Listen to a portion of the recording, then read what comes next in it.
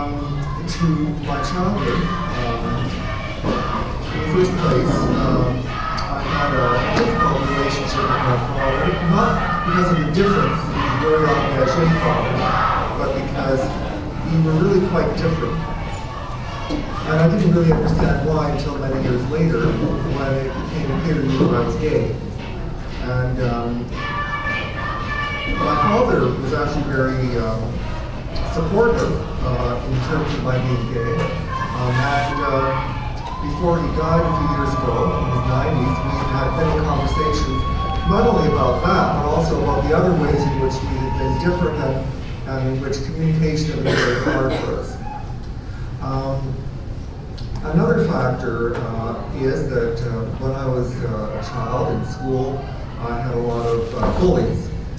And now today, of course, you hear stories every day about the parents of bullies going to sue bullies in court.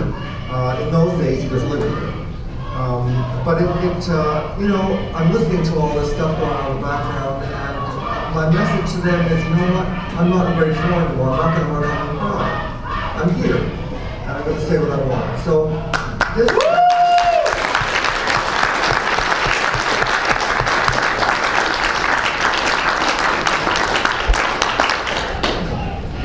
So, you know, that taught me something. But another reason I mentioned the bullies is because, you know, once again I had to ask myself what it meant to be a man. I didn't know from my father exactly what it meant to be a man. He was, compared to my mother, I would say that he was somewhat unhappy because although he was an engineer and he built houses and we weren't rich, but he was reasonably successful at that. But he was not happy because he would have preferred infinitely to be a researcher. And he became a builder mainly because he had a wife and a family to support. So,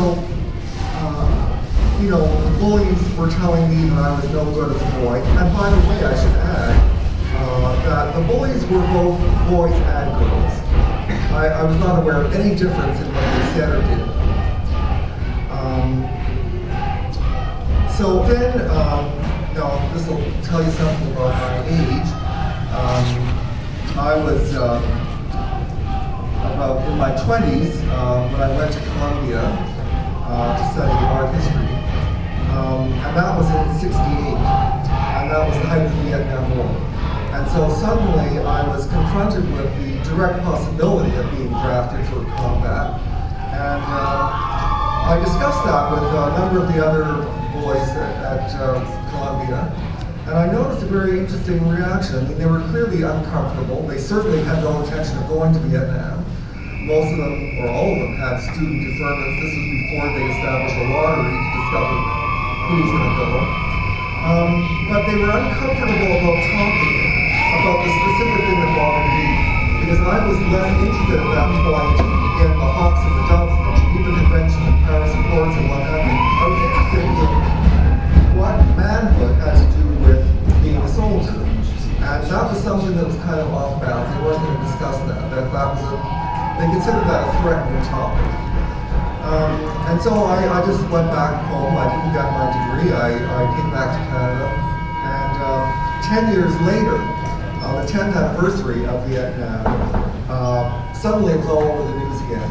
And by that time, I had the emotional and intellectual resources to try and figure out on my own what this was all about and what it meant to be a man. And so that's approximately when I met Catherine and went to visit together. Now, how is your research on misandry related to some of the other research you've done?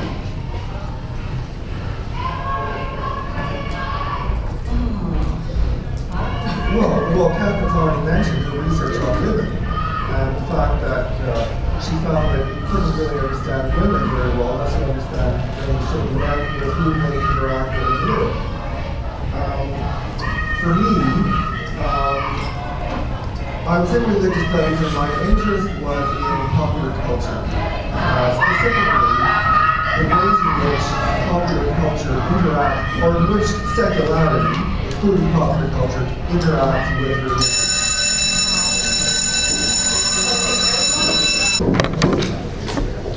And of course, as everyone can see, the solution to a bunch of people getting together to discuss some issues where you disagree is to commit crimes. You have been wrong, isn't it? Now, we left off talking about how Misandry related to the research that they've done.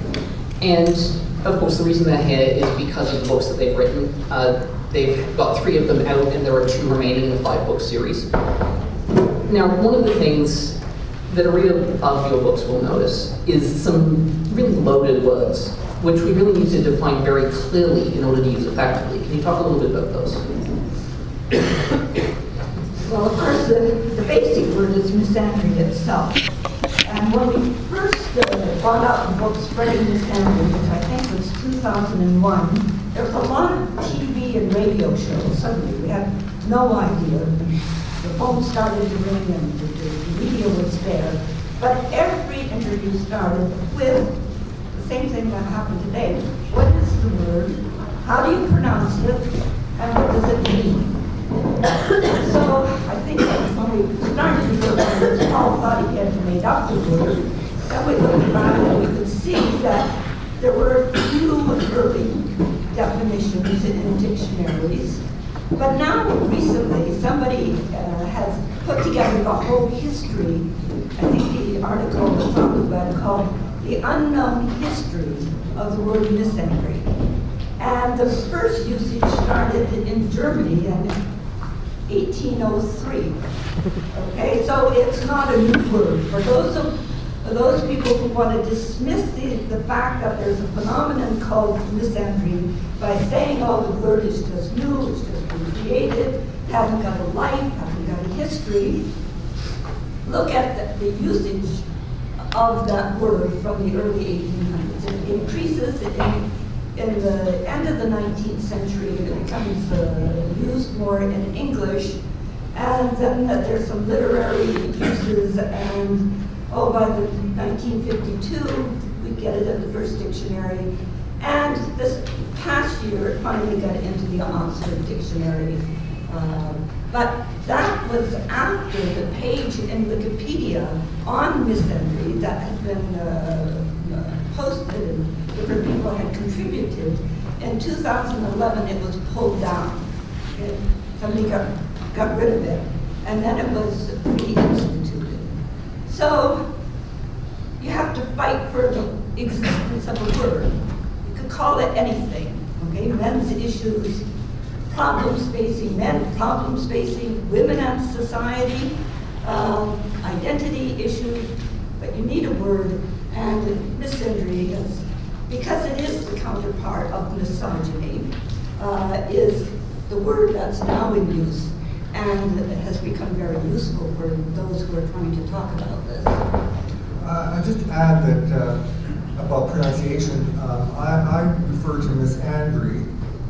It's probably less correct than misandry. I do that because I want to emphasize the andry. We're used to misogyny, but misandry is, it needs to be said a little more clearly.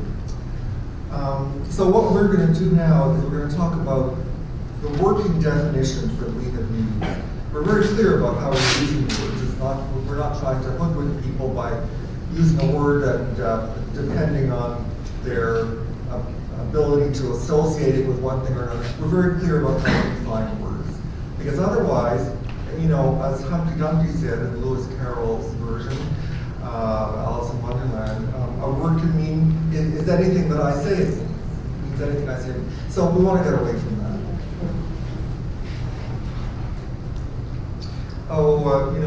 Also I would add that we see sexism as a form of racism. And the reason we do that is because both racism and sexism identify a group or a target group based on a biological characteristic. That's distinct, say, from a religious one or something, or even an ideological one. So by virtue of being who you are a target for hatred. And the last thing I want to add is that Some people refer to misandry as reverse sexism, and I would reject that because there's no such thing as reverse sexism. It either is